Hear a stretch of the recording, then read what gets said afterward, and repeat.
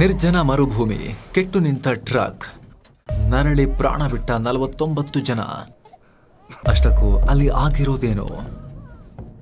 ಸ್ನೇಹಿತರೆ, ಜಗತ್ತು ಮತ್ತೊಂದು ಭೀಕರ ಘಟನೆಗೆ ಸಾಕ್ಷಿಯಾಗಿದೆ. ನೀವು ಮಲಯಾಳಂನಲ್ಲಿ ತೆರೆ ಕಂಡಿರೋ ಆಡು ಜೀವಿತ ಮೂವಿ ನೋಡಿರ್ಬೋದು. ಮರುಭೂಮಿಯಲ್ಲಿ ತಪ್ಪಿಸ್ಕೊಂಡು ಬರುವಾಗ ಸಿನಿಮಾದ ಮೇನ್ ಕ್ಯಾರೆಕ್ಟರ್ನ ಜೊತೆಗಾರ ನೀರಿಲ್ದೆ, ರಕ್ಷಣೆ ಮಾಡೋಕ್ಕೂ ಯಾರೂ ಇಲ್ಲದೆ ಪ್ರಾಣ ಕಳ್ಕೊಳ್ತಾರೆ.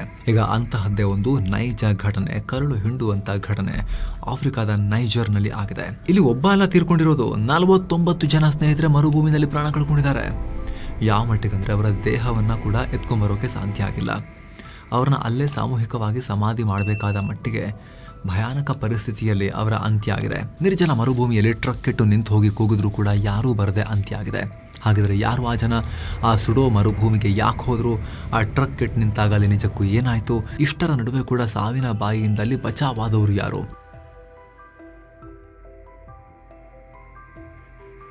ಮುಸ್ಲಿಂ ಹಬ್ಬ ಸಹರಾ ಮರುಭೂಮಿ. ಈ ಘಟನೆ ಬಗ್ಗೆ ತಿಳ್ಕೊಳ್ಳೋಕೆ ಮುಂಚೆ ನಾವು ಸ್ವಲ್ಪ ಈ ಘಟನೆ ನಡೆದ ಜಾಗವನ್ನ, ಅಲ್ಲಿನ ಭೌಗೋಳಿಕ ಪರಿಸ್ಥಿತಿಯನ್ನ ಅರ್ಥ ಮಾಡ್ಕೋಬೇಕು.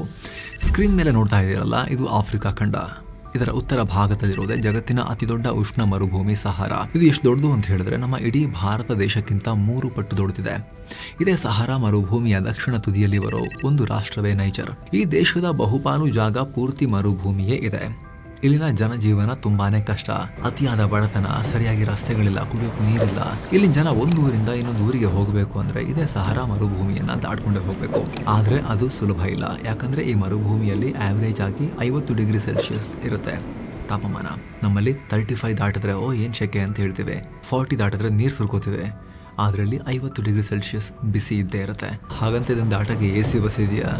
ಇಲ್ಲಿ ಟ್ರಕ್ಗಳಲ್ಲಿ ಕುರಿಗಳನ್ನ ತುಂಬೋರಿಗೆ 50-60 ಜನರನ್ನ ತುಂಬಿಕೊಂಡು ಒಂದ್ ಕಡೆ ಇನ್ನೊಂದ್ ಕಡೆ ಪ್ರಯಾಣ ಮಾಡ್ತಾರೆ. ಆ ಟ್ರಕ್ಗಳು ಯಾವಾಗ ಎಲ್ಲಿ ಹೇಗೆ ಕೆಟ್ಟು ನಿಲ್ತಾವೋ ಗೊತ್ತಿಲ್ಲ. ಇಷ್ಟಾದ್ರೂ ಬದುಕು ಸಾಗಿಸ್ಲೇಬೇಕಲ್ವಾ? ಜನ ಇಲ್ಲಿ ಸಾವಿನ ಮೇಲೆನೆ ಸವಾರಿ ಮಾಡ್ತಿರ್ತಾರೆ. ಈ ರೀತಿ ನೈಜರ್ ದೇಶದ ಒಂದಷ್ಟು ಜನ ಪಕ್ಕದ ಮಾಲಿ ದೇಶದ ಗಡಿ ಭಾಗದಲ್ಲಿರೋ ಟಾಲನ್ ಡೆಕ್ ಅನ್ನೋ ಜಾಗಕ್ಕೆ ಹೋಗಿದ್ರು. ಅಲ್ಲಿ ಅರಬ್ ಬರ್ಬರ್ ಸಮುದಾಯದ ಒಂದು ದೊಡ್ಡ ಧಾರ್ಮಿಕ ಉತ್ಸವ ನಡೀತಾ ಇತ್ತು. ಮುಸ್ಲಿಮರ ಒಂದು ಆಚರಣೆ.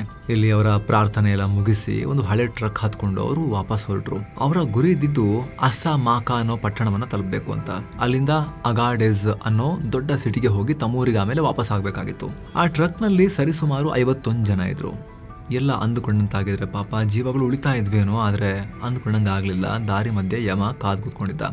ಆ ಟ್ರಕ್ ಮಾಲಿ ಗಡಿಯನ್ನ ದಾಟಿ ನೈಜರ್ ದೇಶದ ಒಳಗಡೆ ಎಂಟ್ರಿಯಾಗಿ ಅಲ್ಜೀರಿಯಾ ಗಡಿಯ ಸಮೀಪದಲ್ಲಿ ಸಾಗ್ತಾ ಇತ್ತು. ಅಸ್ಸಾಮಾಕಾ ಪಟ್ಟಣ ತಲುಪೋಕೆ ಇನ್ನು 80 ಕಿಲೋಮೀಟರ್ ಬಾಕಿ ಇತ್ತು. ಆದರೆ ಇದ್ದಕ್ಕಿದ್ದಂತೆ ಆ ಸುಡುವ ಮರುಭೂಮಿಯ ನಡುವೆ ಆ ಟ್ರಕ್ ಕೆಟ್ಟು ನಿಂತು ಬಿಡ್ಬೇಕಾ? ಅಲ್ಲ, ಈ ಟ್ರಕ್ ಕೆಟ್ಟೋಗೋದೇನು ಹೊಸ್ತಾ? ಹಾಳಾಗುತ್ತೆ, ರಿಪೇರಿ ಮಾಡ್ಕೊಳ್ತಾರೆ ಅಲ್ವಾ ಅಂತ ನಿಮಗೆ ಅನಿಸ್ಬೋದು. ರೆಡಿ ಮಾಡೋಣ ಅಂತ ಡ್ರೈವರ್ ಕೆಳಗೆ ಇಳಿದ್ರು. ಎಷ್ಟೇ ಪ್ರಯತ್ನ ಪಟ್ಟರು ಆ ಟ್ರಕ್ ಶುರು ಆಗಲೇ ಇಲ್ಲ. ಜನರಿಗೆ ಹೋಗಲಿಕ್ಕೆ ಶುರು ಆಯಿತು. ಭಯ ಪಡ್ಬೇಡಿ, ನಾವು ನೋಡ್ಕೋತೀವಿ ಅಂತ ಡ್ರೈವರ್ ಹೇಳಿದ್ರು. ಏನೇನೋ ಮಾಡಿ ಏನೇನೋ ಬಿಚ್ಚಿ ಒದ್ದಾಡಿದ್ರು ಸ್ವಲ್ಪ. ಅಷ್ಟೊತ್ತಿಗೆ ಜನರಿಗೆ ಮೆಲ್ಲಗೆ ಬಾಯಾರಿಕೆ ಶುರುವಾಯಿತು. ಫಸ್ಟ್ ಜನ ಇದ್ದ ಬದ್ದ ವಸ್ತುಗಳನ್ನೆಲ್ಲ ನೆರಳಿಗೆ ಅಂತ ತಲೆ ಮೇಲೆ ಅಡ್ಡ ಹಿಡ್ಕೊಂಡು ಏನೋ ಮ್ಯಾನೇಜ್ ಮಾಡೋಕೆ ಟ್ರೈ ಮಾಡ್ತಿದ್ರು. ಈ ಹೊತ್ತಲ್ಲಿ ಡ್ರೈವರ್ಗೆ ಒಂದು ಆಘಾತಕಾರಿ ವಿಚಾರ ಗೊತ್ತಾಗುತ್ತೆ. ಆ ಟ್ರಕ್ ಎಂಜಿನ್ ಪೂರ್ತಿ ಕೈ ಕೊಟ್ಟಿದೆ. ಆಗಲ್ಲ, ಸದ್ಯಕ್ಕೆ ಈ ಗಾಡಿ ಮುಂದಕ್ಕೆ ಹೋಗಲ್ಲ ಅನ್ನೋದು ಕನ್ಫರ್ಮ್ ಆಗುತ್ತೆ. ಅಲ್ಲಿದ್ದ ಮಕ್ಕಳು, ಮಹಿಳೆಯರು ಆತಂಕ ಪಡ್ತಾರೆ. ಡ್ರೈವರ್ ಆದರೂ ಕೂಡ ಸಮಾಧಾನ ಮಾಡ್ತಾನೆ ಇರ್ತಾರೆ. ಯಾರಾದರೂ ಇದಾರ ಅಂತ ತಿರುಗಿ ಆ ಕಡೆ ನೋಡ್ತಾರೆ. ಆದರೆ ಎಲ್ಲಿ ನೋಡಿದ್ರೂ ಬರೀ ಮರಳು, ಬೇರೆ ಕಾಣಿಸ್ತಾ ಇರಲಿಲ್ಲ. ಯಾವುದೇ ಸ್ಯಾಟಲೈಟ್ ಫೋನ್ ಕೂಡ ಅವ್ರ ಹತ್ರ ಇರಲಿಲ್ಲ ಕನೆಕ್ಟಿವಿಟಿಗೆ. ನಾರ್ಮಲ್ ಫೋನ್ಸ್ ವರ್ಕ್ ಆಗೋಕ್ಕೆ ನೆಟ್ವರ್ಕ್ ಇರಲಿಲ್ಲ. ಬೇರೆ ದಾರಿನೇ ಇಲ್ಲದೆ ಆ ಕಡೆಯಿಂದ ಈ ಕಡೆಯಿಂದ ಯಾರಾದರೂ ಬರ್ತಾರ ನೋಡೋಣ ಅಂಥೇಳಿ ಸಹಾಯ ಕೇಳ್ಬೋದು ಅಂಥೇಳಿ ಕಾದು ಕೂತ್ಕೊಂಡ್ರು. ಅದು ಕೂಡ ಮರುಭೂಮಿಯ ಅತ್ಯಂತ ನಿರ್ಜನವಾದ ದಾರಿ. ಅಲ್ಲಿ ದಿನಗಟ್ಟಲೆ ಕಾದರೂ ಕೂಡ ಆಮೇಲೆ ಒಂದು ನೊಣನೂ ಬರೋದಿಲ್ಲ. ಅಷ್ಟೊತ್ತಿಗೆ ಸಂಜೆನೇ ಆಗ್ಬಿಡುತ್ತೆ. ನೋಡ್ತಾ ನೋಡ್ತಾ ಮೊದಲ ದಿನನೇ ಕಳೆದು ಹೋಗ್ಬಿಡುತ್ತೆ. ಟ್ರಕ್ನಲ್ಲಿದ್ದ ಜನಕ್ಕೆ ಆರಂಭದಲ್ಲಿ ಅಷ್ಟೊಂದು ಭಯ ಆಗಿರಲಿಲ್ಲ. ಯಾರಾದರೂ ಬರ್ತಾರೆ, ಹೆಲ್ಪ್ ಸಿಗುತ್ತೆ, ಏನಾದರೂ ಒಂದು ಅಂತೇಳಿ ಅಂದ್ಕೊಂಡಿದ್ರು. ಆದರೆ 2ನೇ ದಿನ ಸೂರ್ಯ ತನ್ನ ಪ್ರತಾಪ ಶುರು ಮಾಡ್ತಾ ಅಲ್ಲಿ 45ರಿಂದ 50 ಡಿಗ್ರಿ ಉಷ್ಣಾಂಶದಲ್ಲಿ ಮರುಭೂಮಿ ಬೇಯೋಕೆ ಶುರುವಾಗುತ್ತೆ. ಈ ಹೀಟ್ ತಾಳ್ಲಿಕ್ಕಾಗದೆ ಜನ ತಂದಿದ್ದ ನೀರನ್ನೆಲ್ಲ ಖಾಲಿ ಮಾಡಿಬಿಡ್ತಾರೆ. ಆಗ ಶುರುವಾಗುತ್ತೆ ಅಸಲಿ ನರಕ. ಮನುಷ್ಯ ಊಟ ಇಲ್ಲದೆ ಬೇಕಾದ್ರೆ ಒಂದು ವಾರ ಬದುಕಬಹುದು, ಆದರೆ ಆ ಸುಡು ಬಿಸಿಲಲ್ಲಿ ನೀರಿಲ್ಲದೆ 1-2 ದಿನ ಬದುಕೋದು ಕೂಡ ಅಸಾಧ್ಯ. ಇಲ್ಲಿ ನಾವು ಸೈನ್ಸ್ ಏನು ಹೇಳುತ್ತೆ ಅನ್ನೋದನ್ನು ಸ್ವಲ್ಪ ಅರ್ಥ ಮಾಡ್ಕೋಬೇಕು.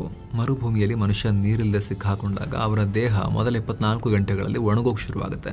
ಫಸ್ಟಿಗೆ ಸ್ನೇಹಿತರೆ ಬಾಯಿ ಗಂಟಲು ಒಣಗೋಗಿ ಶುರುವಾಗುತ್ತೆ. ಎಂಜಲು ಕೂಡ ಉತ್ಪತ್ತಿ ಆಗಲ್ಲ. ದೇಹದಲ್ಲಿರೋ ನೀರೆಲ್ಲ ಬೆವರಿನ ರೂಪದಲ್ಲಿ ಆವಿಯಾಗಿ ಹೋಗ್ಬಿಡುತ್ತೆ. 48 ಗಂಟೆ ಕಳೆದಾಗ ದೇಹದಲ್ಲಿ ನೀರಿನ ಅಂಶ 5%ಗಿಂತ ಕಮ್ಮಿ ಆದಾಗ ತಲೆ ವಿಪರೀತ ನೋವು ಶುರುವಾಗುತ್ತೆ, ಹೆಡ್ಏಕ್ ಶುರುವಾಗುತ್ತೆ. ರಕ್ತ ದಪ್ಪ ಆಗೋಕ್ಕೆ ಶುರುವಾಗುತ್ತೆ, ಗಟ್ಟಿಯಾಗೋಕ್ಕೆ. ಹೃದಯಕ್ಕೆ ರಕ್ತ ಪಂಪ್ ಮಾಡೋಕ್ಕೆ ಕಷ್ಟ ಆಗುತ್ತೆ. ಉಸಿರಾಟ ಫಾಸ್ಟ್ ಆಗುತ್ತೆ. 72 ಗಂಟೆ ಆದಮೇಲೆ ಕಣ್ಣುಗಳು ಗುಳಿ ಬೀಳ್ತವೆ. ಕಿಡ್ನಿ ಕೆಲಸ ಮಾಡೋದನ್ನು ನಿಲ್ಲಿಸುತ್ತೆ. ದೇಹದಲ್ಲಿರೋ ವಿಷಕಾರಿ ಅಂಶಗಳು ರಕ್ತಕ್ಕೆ ಮಿಕ್ಸ್ ಆಗ್ತವೆ. ಮನುಷ್ಯನಿಗೆ ಹ್ಯಾಲುಸಿನೇಷನ್ ಅಂದರೆ ಭ್ರಮೆ ಶುರುವಾಗುತ್ತೆ. ಇಲ್ಲದ ನೀರು ಇದ್ದ ಹಾಗೆ ಕಾಣಿಸುತ್ತೆ. ಕಣ್ಣೆದುರು ಯಾರೋ ಬಂದಂಗೆ ಅನಿಸುತ್ತೆ. ಆ 49 ಜನರಿಗೂ ಇದೇ ಆಯಿತು. ಎಳೆ ಮಕ್ಕಳು ನೀರಿನ ದಾಹ ತಡಿಲಿಕ್ಕಾಗದೆ ಅಳ್ತಾ ಪ್ರಜ್ಞೆ ತಪ್ಪಿ ಪ್ರಾಣ ಬಿಟ್ಟರು. ವಯಸ್ಸಾದವರು, ಮಹಿಳೆಯರು ಆ ಬಿಸಿಲಲ್ಲಿ ಕರಗಿ ಹೋದರು. ನೆರಳು ಹುಡ್ಕೊಂಡು ಕೆಲವರು ಟ್ರಕ್ನ ಕೆಳಗಡೆ ಮಲಗಿದ್ರು. ಇನ್ನು ಕೆಲವರು ಬದುಕುವ ಆಸೆಯಿಂದ ಎಲ್ಲೆಲ್ಲೋ ಓಡಿ ಮರಳಿನ ಮೇಲೆ ಬಿದ್ದು ಒದ್ದಾಡಿ ಲಾಸ್ಟಿಗೆ ಪ್ರಾಣ ಬಿಟ್ಟರು. ಈ ದುರಂತದ ಮಧ್ಯೆ 2 ಯುವಕರು ಮಾತ್ರ ಒಂದು ಗಟ್ಟಿಯಾದ ನಿರ್ಧಾರ ಮಾಡಿದ್ರು. ಇಲ್ಲೇ ಕೂತ್ರೆ ಸಾಯೋದು ಗ್ಯಾರಂಟಿ, ಹೇಗಾದರೂ ಸರಿ ಎಷ್ಟಾಗುತ್ತಷ್ಟು ನಡ್ಕೊಂಡು ಹೋಗಿ ಜೀವ ಉಳಿಸ್ಕೊಳ್ಳೋಕೆ ಪ್ರಯತ್ನ ಪಡೋಣ ಅಂತ ಅವರು ಸುಡುವ ಮರುಭೂಮಿಯಲ್ಲಿ ಆಡು ಜೀವಿತಂ ಶೈಲಿಯಲ್ಲಿ ನಡೆಯೋಕೆ ಶುರು ಮಾಡಿದ್ರು. ನಿಮಗೆ ಆಶ್ಚರ್ಯ ಆಗ್ಬೋದು, ನೀರಿಲ್ಲದೆ ಊಟ ಇಲ್ಲದೆ ಬರೀ ಪ್ರಾಣ ಉಳಿಸ್ಕೊಳ್ಳೋ ಒಂದೇ ಒಂದು ಹಠದಿಂದ ಇವರಿಬ್ಬರು 50 ಕಿಲೋಮೀಟರ್ ನಡ್ಕೊಂಡು ಹೋದರು. 50 ಕಿಲೋಮೀಟರ್ ಸುಡೋ ಮರುಭೂಮಿಯಲ್ಲಿ ಕಡೆಗೆ ಅವರಿಗೆ ಒಂದು ನೀರಿನ ಮೂಲ ಸಿಕ್ಬಿಡ್ತು. ಅಲ್ಲಿಂದ ಹೇಗೋ ಕಷ್ಟಪಟ್ಟು ಅಸಾಮಾಕ ಪಟ್ಟಣವನ್ನು ತಲುಪಿ ಅಲ್ಲಿನ ಅಧಿಕಾರಿಗಳಿಗೆ ಈ ಘೋರ ದುರಂತದ ಬಗ್ಗೆ ಮಾಹಿತಿ ಮುಟ್ಟಿಸ್ತಾರೆ. ತಕ್ಷಣ ಎಚ್ಚೆತ್ತ ಅಗಾಡೆಸ್ ಪ್ರಾಂತ್ಯದ ಮೇಯರ್ ಮತ್ತು ರಕ್ಷಣಾ ಪಡೆಗಳು ಆ ಯುವಕರು ಹೇಳಿದ ಜಾಗಕ್ಕೆ ಓಡೋಡಿ ಬರ್ತಾರೆ. ಸೇನಾಧಿಕಾರಿಗಳು ಆ ಜಾಗಕ್ಕೆ ಹೋಗಿ ನೋಡಿದಾಗ ನಿರ್ಜನ ಮರುಭೂಮಿಯ ನಡುವೆ ಆ ಟ್ರಕ್ ಒಂದು ದೊಡ್ಡ ಸ್ಮಾರಕ ಥರ ನಿಂತಿತ್ತು. ಎಲ್ಲೆಡೆ ಭಯಾನಕ ಮೌನ. ಹತ್ತಿರ ಹೋಗಿ ನೋಡಿದ ಅಧಿಕಾರಿಗಳು ಭೀಕರ ದೃಶ್ಯಗಳನ್ನು ಕಂಡು ದಂಗಾಗ್ಬಿಟ್ರು. ಯಾಕಂದರೆ ಟ್ರಕ್ನ ಚಕ್ರಗಳ ಸಂದಿಯಲ್ಲಿ, ಟ್ರಕ್ನ ಕೆಳಗೆ ನೆರಳು ಸಿಗೋ ಜಾಗದಲ್ಲೆಲ್ಲ ಜೀವ ಇಲ್ಲದ ದೇಹಗಳ ರಾಶಿ. 49 ಜನ ಅಲ್ಲಿ ಪ್ರಾಣ ಕಳ್ಕೊಂಡಿದ್ರು. ಅವರ ದೇಹಗಳ ಸುತ್ತಲೂ ಅವರ ಬಟ್ಟೆ, ಚಪ್ಪಲಿ, ಅವರು ತಂದಿದ್ದ ವಸ್ತುಗಳು ಅನಾಥವಾಗಿ ಮರಳಿನ ಮೇಲೆ ಚೆಲ್ಲಾಪಿಲ್ಲಿಯಾಗಿ ಬಿದ್ದಿದ್ವು. ಅವರ ದೇಹದ ಪರಿಸ್ಥಿತಿ ಹೇಗಿತ್ತು ಅಂದರೆ ಅವುಗಳನ್ನು ವಾಪಸ್ ತರೋಕ್ಕೂ ಕೂಡ ಸಾಧ್ಯ ಇರಲಿಲ್ಲ. ಆ ಸುಡೋ ಮರುಭೂಮಿಯಲ್ಲೇ ಆ ಕೆಟ್ಟು ನಿಂತ ಟ್ರಕ್ನ ಪಕ್ಕದಲ್ಲೇ ದೊಡ್ಡ ದೊಡ್ಡ ಗುಂಡಿಗಳನ್ನು ತೆಗೆದು 49 ಜನರನ್ನ ಅಲ್ಲೇ ಅಂತಿಮ ಸಂಸ್ಕಾರ ಮಾಡಲಾಯಿತು. ಯಾರ್ದೋ ತಾಯಿ, ಯಾರ್ದೋ ಮಗು, ಯಾರ್ದೋ ಅಪ್ಪ, ಎಲ್ಲರೂ ಆ ಸಹಾರಾದ ಮರಳಲ್ಲಿ ಶಾಶ್ವತವಾಗಿ ಕರಗಿ ಹೋಗ್ಬಿಟ್ರು. ಈ ಘಟನೆ 2026 ಮೇ ತಿಂಗಳ ಅಂತ್ಯದಲ್ಲಿ ನಡೆದಿದ್ದು ಅಂತ ಹೇಳಲಾಗ್ತಿದೆ. ಜೂನ್ ಮೊದಲ ವಾರದಲ್ಲಿ ಜಗತ್ತಿನ ಗಮನಕ್ಕೆ ಬಂದಿದೆ. ಹಾಗಂತ ಒಂದು ಇನ್ಸಿಡೆಂಟ್ ಅಂತ ಅನ್ಕೋಬೇಡಿ. ಇಲ್ಲಿ ಗಮನಿಸಬೇಕಾಗಿರೋ ಇನ್ನೊಂದು ಕಹಿ ಸತ್ಯ ಇದೆ. 49 ಜನ ಒಂದು ಧಾರ್ಮಿಕ ಉತ್ಸವಕ್ಕೆ ಹೋಗಿ ಬಂದವರಷ್ಟೇ. ಆದರೆ ಇದೇ ದಾರಿಯಲ್ಲಿ ಅಂದರೆ ನೈಜರ್ನ ಅಗಾಡೆಸ್ನಿಂದ ಅಸಮಕ ಮಾರ್ಗವಾಗಿ ಯುರೋಪ್ಗೆ ಹೋಗೋಕೆ ಸಾವಿರಾರು ಆಫ್ರಿಕನ್ ವಲಸಿಗರು ಪ್ರತಿನಿತ್ಯ ಜೀವ ಪಣಕ್ಕಿಡ್ತಾನೇ ಇದ್ದಾರೆ. ಬಡತನ, ಹಸಿವು, ಯುದ್ಧ ಇದರಿಂದ ಹೇಗಾದರೂ ಪಾರಾಗಬೇಕು, ಒಳ್ಳೆ ಬದುಕನ್ನು ಕಟ್ಕೋಬೇಕು ಅನ್ನೋದು ಈ ಆಫ್ರಿಕನ್ ಜನರ ಒಂದು ಆಸೆ. ಅದಕ್ಕಾಗಿ ತಮ್ಮ ಇಡೀ ಜೀವನದ ಸಂಪಾದನೆಯನ್ನು ಈ ಕಳ್ಳ ಸಾಗಾಣಿಕೆದಾರರ ಕೈಗಿಡ್ತಾರೆ. ಆಮೇಲೆ ಇಂಥದ್ದೇ ಹಳೆಯ ಟ್ರಕ್ಗಳಲ್ಲಿ ಯುರೋಪ್ ಕಡೆಗೆ ಪ್ರಯಾಣ ಶುರು ಮಾಡ್ತಾರೆ. ನಿಮ್ಗೆ ಗೊತ್ತಿರಲಿ ಸ್ನೇಹಿತರೆ, ಈ ಅಗಾಡೆಸ್ ಸಿಟಿಯನ್ನು ಆಫ್ರಿಕಾದ ಕಳ್ಳ ಸಾಗಾಣಿಕೆದಾರರ ರಾಜಧಾನಿ ಅಂತ ಕರೆಯಲಾಗುತ್ತೆ. ಇಲ್ಲಿಂದ ಪ್ರತಿದಿನ ಸಾವಿರಾರು ಟ್ರಕ್ಗಳು ಹೊರಡ್ತವೆ. ಆದರೆ ಅದರಲ್ಲಿ ಅರ್ಧದಷ್ಟು ಟ್ರಕ್ಗಳು ಗುರಿ ಮುಟ್ಟೋದೇ ಇಲ್ಲ. ಯಾಕಂದರೆ ಮಧ್ಯದಾರಿಯಲ್ಲಿ ಟ್ರಕ್ ಏನಾದರೂ ಕೆಟ್ಟು ನಿಂತರೆ ಆ ಸ್ಮಗ್ಲರ್ಸ್ ಅಮಾಯಕರನ್ನು ಆ ಮರುಭೂಮಿಯಲ್ಲೇ ಅನಾಥವಾಗಿ ಬಿಟ್ಟುಬಿಟ್ಟು ಅವರು ಮಾತ್ರ ಬೇರೆ ವಾಹನ ಹತ್ತಿ ಅಥವಾ ಬೇರೆ ಟೆಕ್ನಿಕಲ್ ಹೆಲ್ಪನ್ನು ಪಡ್ಕೊಂಡು ಎಸ್ಕೇಪ್ ಆಗ್ತಾರೆ. ಈ ರೀತಿ ನೀರಿಲ್ಲದೆ ಸತ್ತ ಸಾವಿರಾರು ಜನ ಅಲ್ಲೇ ಮಣ್ಣಾಗ್ತಾರೆ. ಸಹಾರಾದಲ್ಲಿ ಸ್ಯಾಂಡ್ ಸ್ಟಾರ್ಮ್ಸ್, ಈ ಮರಳು ಬಿರುಗಾಳಿಗಳು ಬಂದಾಗ ಈ ಅನಾಥ ದೇಹಗಳ ಮೇಲೆ ರಾಶಿ ರಾಶಿ ಮರಳು ಬೆಟ್ಟದ ರೀತಿಯಲ್ಲಿ ಬಂದು ಎಲ್ಲ ಮುಚ್ಚಿ ಹೋಗ್ಬಿಡುತ್ತೆ. ಅಲ್ಲಿ ಯಾರು ಇದ್ರ ಸತ್ತೋದ್ರ ಯಾವ ಲೆಕ್ಕನೇ ಸಿಗೋದಿಲ್ಲ. ಈ ಸಹಾರಾ ಮರುಭೂಮಿ ನೋಡೋಕೆ ಮಾತ್ರ ಮರುಭೂಮಿ, ಆದರೆ ಅದು ಸಾವಿರಾರು ಬಡವರನ್ನು ನುಂಗಿ ನೀರು ಕುಡಿದಿರೋ ಬೃಹತ್ ಸ್ಮಶಾನ ಸ್ನೇಹಿತರೆ.